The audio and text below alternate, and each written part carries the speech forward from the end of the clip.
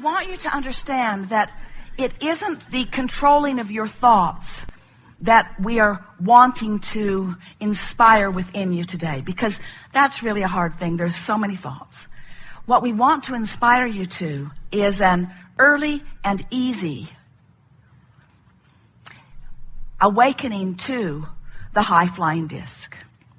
Before you leave this room today, we want you to feel as sure as we are about you that you have the ability to get on it and to maintain it mostly.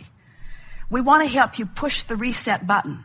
We want you to feel the power of your own point of attraction. We want you to feel the control that you have of your own point of attraction. And so we're going to say something strong here. We are going to push this reset button today. It's our promise that you're going to get this because we know it so powerfully and you're willing to listen. And in the hours that we are together, you will find resonance with your point of power. But we want you to know that it only lasts a day, because tomorrow you have to get on that high-flying disc again. And the next day, you want to get on that high-flying disc again. So, and we want to say to you that you were born on it. You were born. How do I get on the high-flying disc? Well, you were born there. I know, but that was a long time ago. Now how do I get on it? Well, you have the potential of being on it every morning, unless you remember something unpleasant from yesterday, and that's, in other words, when you wake up, what disc do you jump on? Oh yeah, I gotta go to work. Yeah.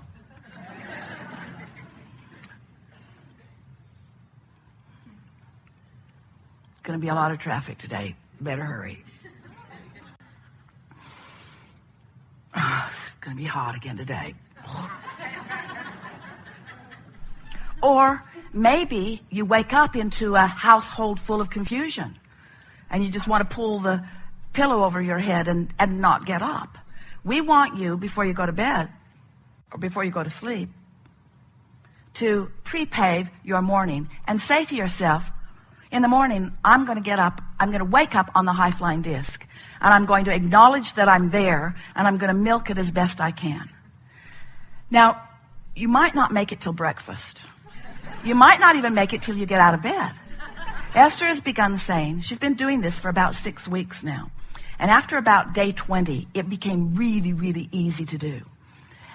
And she began saying to herself, oh, I'm awake, sort of a startling and profound announcement to herself. I'm awake. For a while she'd say, damn, I'm awake.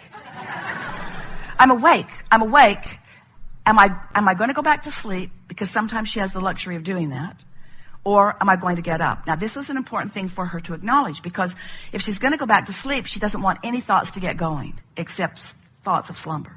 But if she's going to get up, she wants to make sure that the thoughts that she's thinking are thoughts that will be valuable to her. She wants to make sure that they are high-flying thoughts.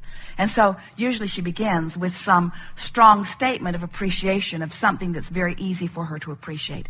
It doesn't take much. It only takes 17 seconds in order to begin your day. You've been saying for a long time, or maybe they've been saying for a long time before you got here, or maybe none of you have ever said this before in your life. Getting out of bed on the right side, or getting off on the right foot. That's what we're really talking about.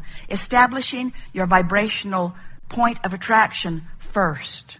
Because we want you to understand that if you choose it first, it's so easy to get that positive momentum going. But if you wait until you've, without meaning to, by default, picked up and carried over some negative momentum, then it's harder for you to shift from that negative momentum. Law of attraction is the perpetuator of momentum.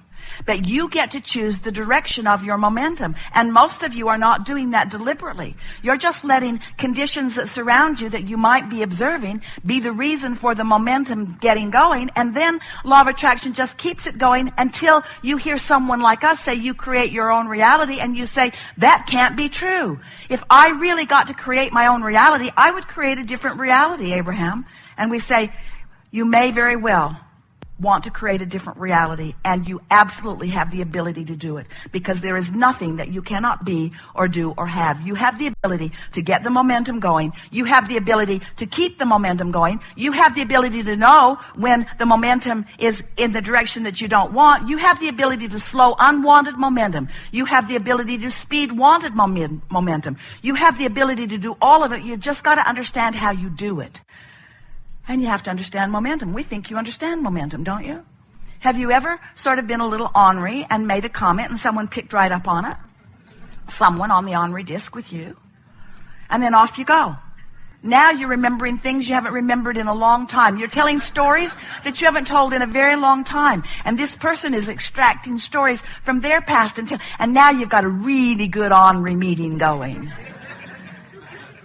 Could really feel the momentum of it. And then what happens when some bright-eyed, shiny person comes into the room and you've got that kind of momentum going?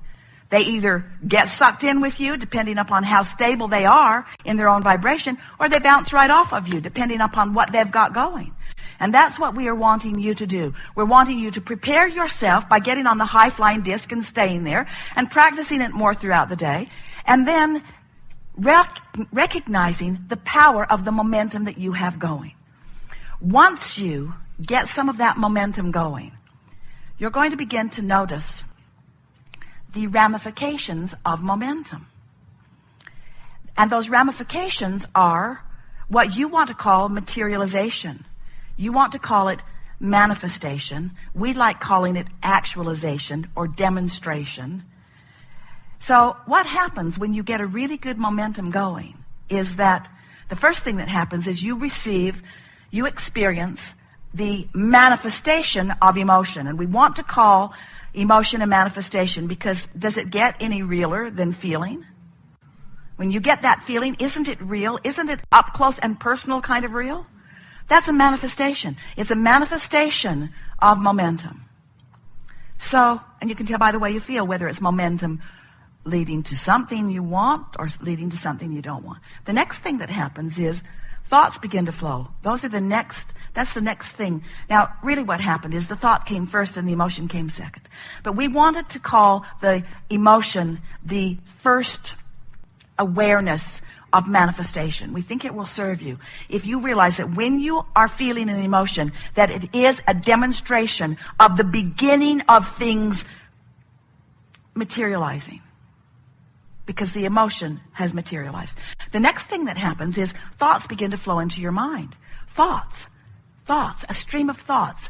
You're likely to get a really good idea about something. And you'll know it's a really good idea because it feels good when it comes. Now, depending upon what disc you're on and what kind of momentum you're gathering will depend upon how good or how bad the thought feels. The next thing that happens when you're on this high-flying disc is that nature begins playing with you. Nature plays with you. Jerry and Esther were in the Seashore State Park in Virginia Beach a few years ago. And when they first walked in, it was like the set of Star Wars, hanging mosses.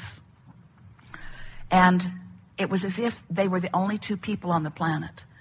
Not a creature anywhere. And as they walked a little longer and began breathing and reveling in the beauty of the place and relaxing into their own rhythm and pace, the creatures began making themselves known. All kinds of little critters were coming out of the bushes. And they got to the ranger's station, and there was a picture with a caption under it that said, "The elusive silver gray fox." And Esther said to the ranger, "Are we going to see some of them?" And he said, "I've been here 13 years and I haven't seen one." Jerry and Esther came around a corner. The elusive silver gray fox was standing right in the intersection. Looked at them, they looked at him, he looked at them, they looked at him, he looked at them, they looked at him. He said, "Seen enough," and off he went. Now they're standing on a wooden walkway, a walkway that is above a sort of swamp. And Esther is standing with her feet sort of dangling over the edge. And Jerry said, "Honey, I don't I want you to just listen to the sound of my voice and move very slowly and deliberately back one step. And so Esther listened to the sound of his very calm voice and stepped back. And then he said, do it again. And she did. And he said, now look down. And there was a copperhead snake stretched out in the sun. And he laid there for a little while and said, you seen enough? Then off he went. So now Jerry and Esther are back at the ranger station. And Jerry said, did you know you have copperhead snakes? And the ranger said, no, we don't have any copperhead snakes. And Jerry said, well, you do now. Things that usually do not come out and play were coming out and playing because the vibrational resonance with that high-flying disc was emanating.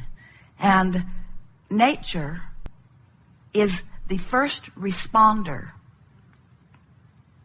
beyond your own emotions and thoughts to demonstrate to you where your vibrational frequency is.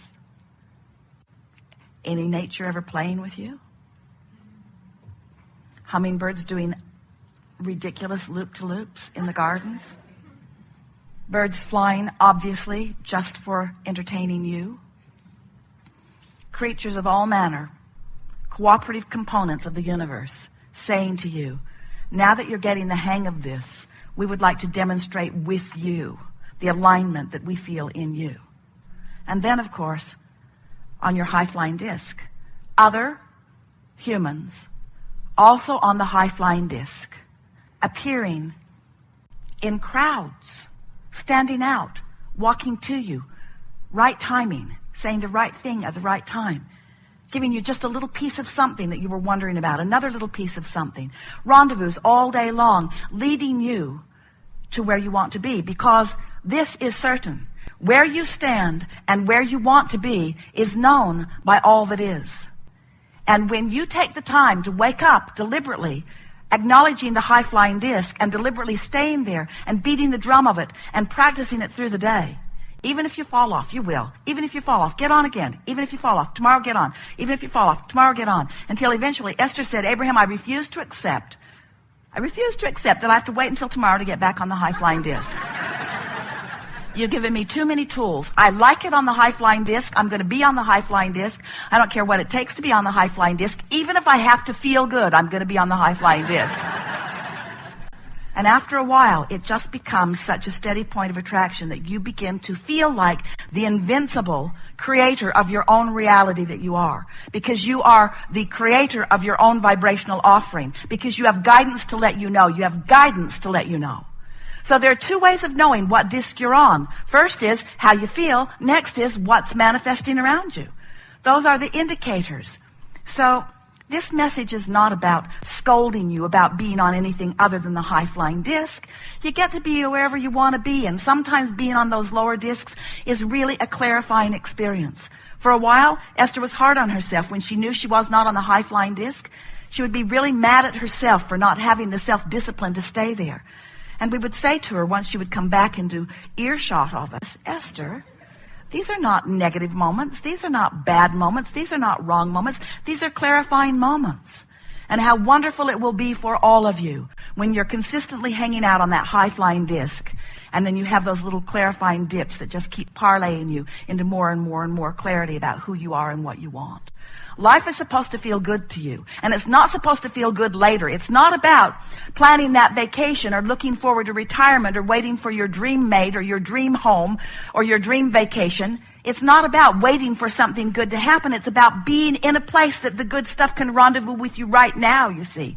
And you have the ability to control your vibration so that good stuff is rendezvousing with you right now. And you're going to reach the place where you're even willing to say the stuff that you didn't think you wanted that rendezvoused with you was still good stuff. Because out of it comes clarity. Out of it comes expansion. Out of it comes more potential for more good feeling.